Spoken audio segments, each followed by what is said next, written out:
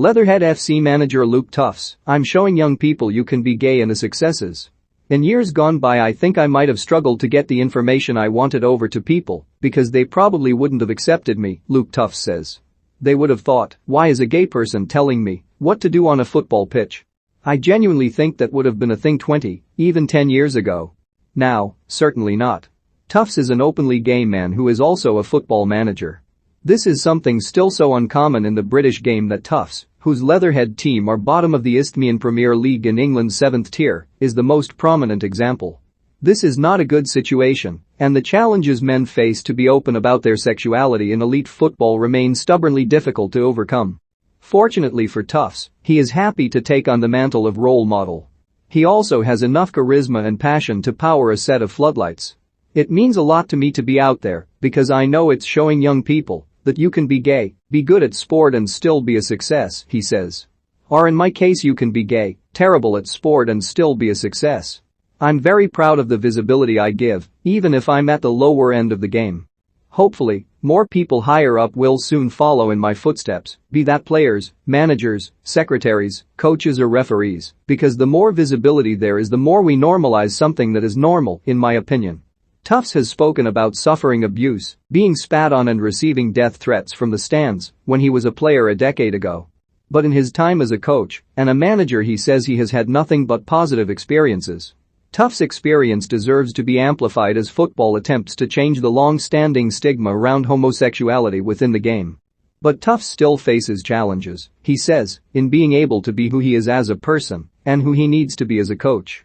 A man who can't stop cracking jokes and introduces himself as a massive gayer in non-league football says he uses and encourages banter in the dressing room to address the fact of his sexuality. It's very simple in my head, he says. If something comes from love, and it's from my friends and people I trust they can say what they want. I don't care. I'll probably say worse things myself. I wouldn't want to put those boundaries you can or can't say that because suddenly people will be walking on eggshells. You're in the trenches together here so a bit of dark humor is actually a really good thing.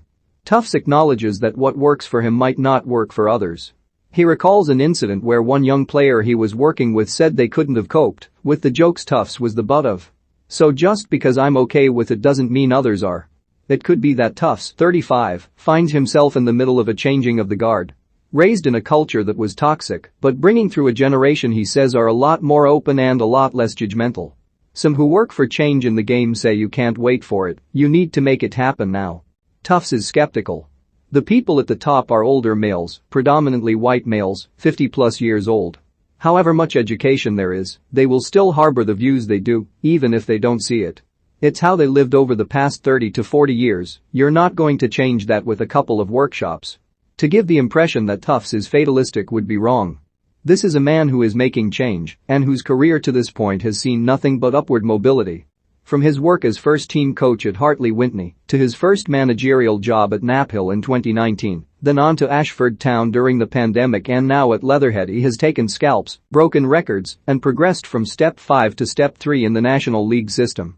He talks at length about the project to keep Leatherhead, a great football club, amazing supporters and wonderful people, in the division, and his hands-on approach to everything from transfers to supporter liaison.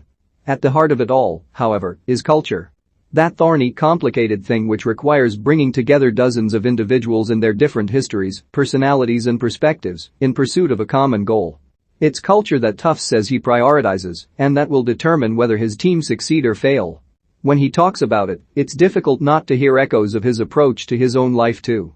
We've got so many different people all with different football experiences and they've all got different understanding of how to play, Tuffs says. They're all bright people, there's no right and no wrong. But you might have an experienced player who's got certain habits and a young player from the academy who's only taught one way. They're both right, but they both think different things. It's my job to get them on the same wavelength.